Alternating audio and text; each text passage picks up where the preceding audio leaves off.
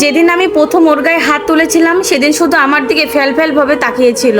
আমার থাপ্পড়ে বেগটা এমন ছিল তার ঠোঁটের কোনায় রক্তবিন্দু জমে গিয়েছিল। নিঃশব্দে তার চোখ দিয়ে পানি ঝরছিল তার। সেও কিন্তু তার চোখের জলের প্রতিবাদ করেনি, আমিও তার চোখের জল দেখে গলে যাইনি।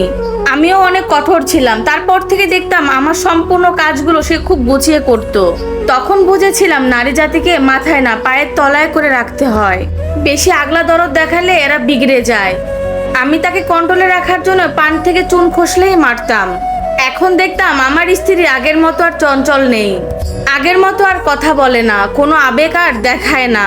আমি যা বলি বিনা বাক্যে করে দেয়। তখন মনে হতো যেন একটা রোবট নিয়ে বাস করতেছি।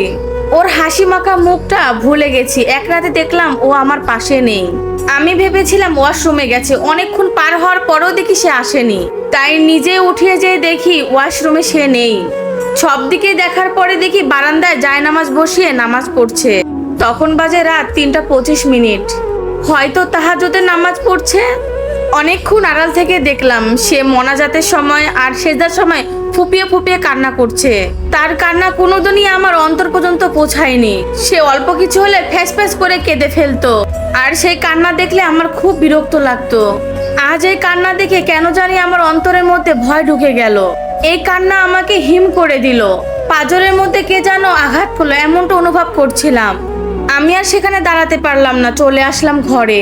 শুধু মাথার মধ্যে এই কাজটাই করছিল। সে আল্লাহর কাছে কি এমন চাচ্ছিল যে এমন ফুপিয়ে ফুপিয়ে কান্না করছে? সকালে দেখলাম বারান্দায় বসে আমার স্ত্রী আকাশের দিকে তাকিয়ে আছে। আমি চুপচাপ তার পাশে গিয়ে বসলাম। আমাকে বসা দেখে সে চলে যেতে চাইলো।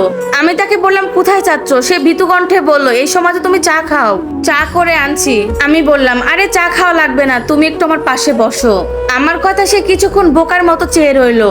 তারপরে বাধ্য মেয়ের মতো আমার পাশে এসে বসলো, খানিকটা দূরত্ব বজায় রেখে। তার দিকে তাকিয়ে নরম কণ্ঠে বললাম তোমার কি কোনো অভিযোগ আছে আমার প্রতি? এমন প্রশ্ন করাতে সে কিছুক্ষণ আমার চোখের দিকে তাকিয়ে থাকলো, হয়তো বুঝতে চেষ্টা করতেছে এমন প্রশ্ন কেন করলাম। অন্যদিকে তাকিয়ে সে শান্ত স্বরে বলল আমার কোনো অভিযোগ থাকলে আমি মানুষের কাছে বলি না। আমার যে অভিযোগ থাকে সব আমি আল্লাহর কাছে বলি, কারণ কিছু ঠিক করে দেওয়ার হলে তিনিই দিবেন, আর না ঠিক করা হলে সে বদলে দিবেন, আর সবকিছুই তার হাতে। তাই কারোর প্রতি আমার রাগ এবং অভিযোগ কোনো কিছুই নেই।